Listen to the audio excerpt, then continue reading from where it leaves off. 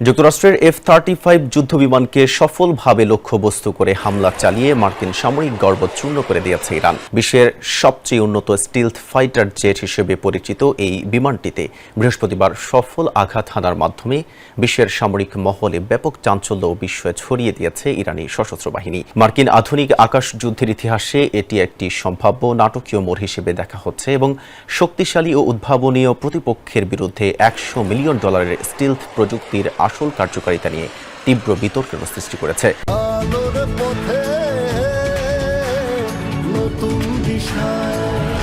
সামরিক বিশেষজ্ঞদের মতে ইতিহাসে এই প্রথম কোনো F-35 জেট সরাসরি আক্রান্ত হওয়ার ঘটনা ঘটল। খবরটি একটি ওপেন সোর্স অ্যাকাউন্ট থেকে আসে, যেখানে বলা হয় একটি F-35 যুদ্ধবিমান ইরানি ভূমি থেকে আকাশে নিক্ষেপযোগ্য শক্তিশালী ক্ষেপণাস্ত্রের আঘাতে ক্ষতিগ্রস্ত হয়ে জরুরি অবতরণ করতে বাধ্য হয়েছে। পরবর্তীতে মার্কিন সেন্টকমের navy captain Tim Hawkins military টাইমসকে দেওয়া এক আনুষ্ঠানিক বিবৃতিতে এই ঘটনার সত্যতা স্বীকার করে বলেন, ইরানের উপর একটি কমব্যাট মিশন শেষে যুক্তরাষ্ট্রের একটি F-35 বিমান আঞ্চলিক মার্কিন বিমান ঘাঁটিতে জরুরি অবতরণ করেছে। এমন সামরিক সাফল্যের পরই আন্তর্জাতিক মহলে ইরান ব্যাপকভাবে প্রশংসায় ভাসছে।